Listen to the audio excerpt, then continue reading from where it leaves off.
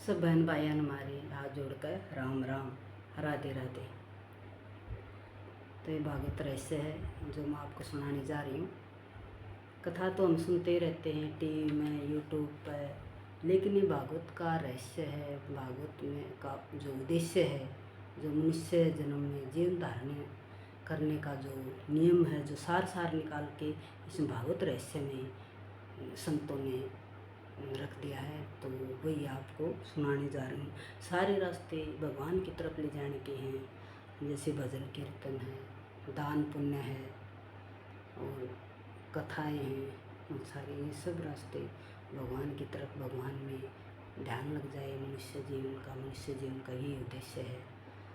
तो आप शाम को मैं ऐसे ही पाठ कर लेती थी, तो सोचा कि मेरे भाई बहन भी सुन लेंगे और किसी का भी भला हो जाएगा, इसलिए मैं वीडियो बनाने लगी। तो आप ध्यान से सुन लेना, और शाम को सोते समय सुनने से अच्छी नींद आएगी, और जो दिन भर का जो बोझ है वो हल्का हो जाएगा। जय श्री राम, श्री गणेश।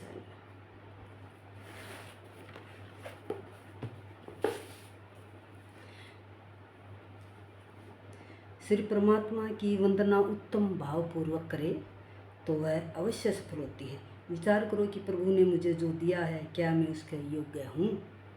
नाथ, मैं तो योग्य नहीं हूँ, मैं तो पापी हूँ। फिर भी ठाकुर जी ने मुझे संपत्ति और प्रतिष्ठा जगत में दी है। जीव योग्य नहीं है, फिर भी जीव को प्रभु ने अधिक दे रखा है। नाथ, आपके उपकार अनंत हैं। वंदन करने से अभिमान का बोझ भार कम होता है।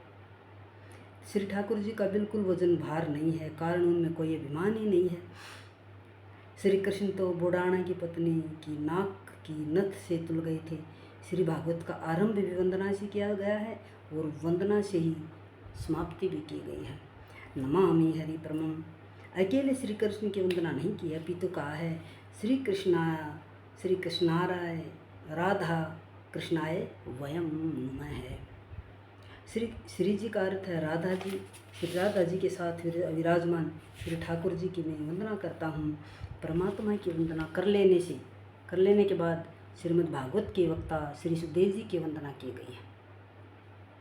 वंदन करने के तुम्हारी क्रिया शक्ति और बुद्धि शक्ति अर्पण करने के पश्चात कुछ अघटित कार्य या विचार न किया जाए। पढ़ने और विचारने की अपेक्षा जीवन में आचरण अधिक श्रेष्ठ है। वेदों का अंत नहीं और पुराणों का भी पार नहीं है। मनुष्य जीवन लघु है और शास्त्र का भी कोई पार नहीं है, परंतु उस एक को अर्थात ईश्वर को जान लोगे तो सब कुछ जान जाओगे। कलयुग का मनुष्य इस कम समय में भी श्री भगवान को प्राप्त कर सकता है। यह है जो श्री भागवत में बताया है। सूत जी कहते हैं, 7 ही दिनों में राजा परीक्षित ने सदगति प्राप्त की थी, जो मैंने अपनी आंखों से देखा है। परीक्षित जी का उद्धार हुआ, फिर भी हम सबका उद्धार क्यों नहीं होता है? हमें परीक्षित जैसे श्रोता होना चाहिए और वक्ता भी श्री गुरुदेव जैसा बने तो उद्धार हो जाए। हम सब परीक्षित ही हैं। यह जीव गर्भ में आया और जिसने मेरी रक्षा की, वह चतुर्भुज स्वरूप वाला पुरुष कहाँ है? ऐसा कहते कहते ईश्वर की खोज में निकले। वह जीव परीक्षित है। परीक्षित अर्थात श्री भगवान के दर्शन करने के लिए आतुर हुआ है, ऐसा जीव है। परीक्षित जी की आतुरता का एक कारण था कि उन्हें मालूम हो गया था कि 7 दिनों में 7वें दिन मेरी मृत्यु होने वाली है। तक्षक नाग मुझे डसने वाला है। जीव मात्र को तक्षक नाग डसने वाला है। तक्षक काल का स्वरूप है, ऐसा भागवत के 11 स्कंद में कहा है। काल रूपी तक्षक किसी को नहीं छोड़ता, वह 7वें दिन डसता ही है। सप्ताह के कुल 7 दिन हैं। इन 7 दिनों वार में से किसी एक वार दिन को यह काल अवश्य डसेगा ही। इन 7 वारों में से कोई एक वार हमारे लिए भी निश्चित तो है ही। तो फिर परीक्षित जी की तरह काल को मत भूलो। कोई भी जीव क्यों न हो, उसे काल का भय तो लगता ही है। मृत्यु का भय केवल मनुष्य को है, ऐसा नहीं है। ब्रह्मा जी को भी काल का भय लगता है। श्री भागवत मनुष्य को निर्भय बनाता है। भागवत में लिखा है कि धरू जी मृत्यु के सिर पर पांव रखकर स्वर्ग में गए थे। परीक्षित राजा समाप्ति में बोले कि मुझे अब काल का भय नहीं रहा है, मुझे काल का भय नहीं लगता है। भागवत सुनकर परमात्मा के साथ प्रेम करने पर उसे काल का भय नहीं लगता। जो भागवत का आश्रय लेते हैं वे निर्भय बनते हैं। लोग मृत्यु को अमंगल मानते हैं, परंतु यह मृत्यु अमंगल नहीं है। मृत्यु काल परमात्मा की सेवक है, अतः मंगल भी है। श्री ठाकुर जी को लगता है कि मेरा बालक अब योग्य बना है, तो वे मृत्यु को आज्ञा देते हैं कि उस जीव को पकड़ कर ले आओ।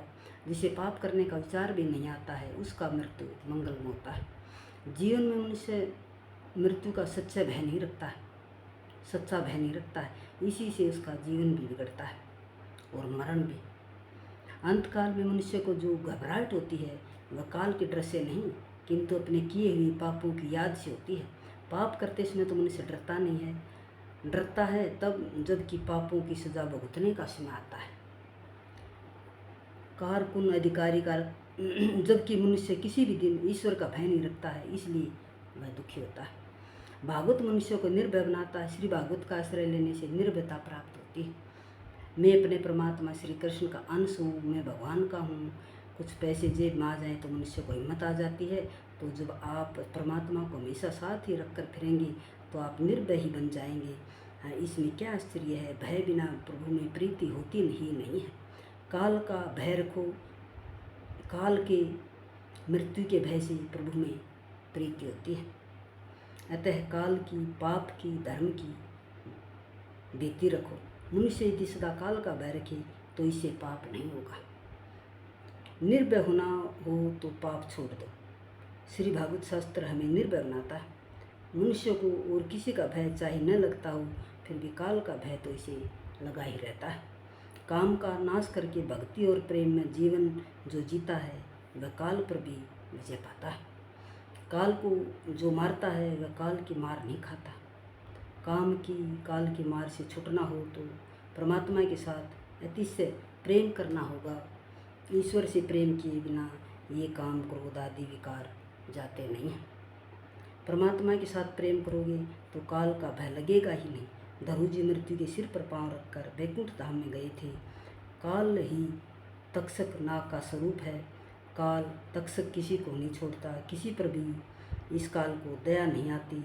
अतः इसी जन्म में भी इस काल पर विजय प्राप्त करो। जब जन्म होता है उसी समय भी ही मृत्यु काल और मृत्यु कारण निश्चित किए जाते हैं। बोलो श्री कृष्ण भगवान की जय, सच्चे दरबार की जय, सब संतों की जय, सब भक्तों की जय।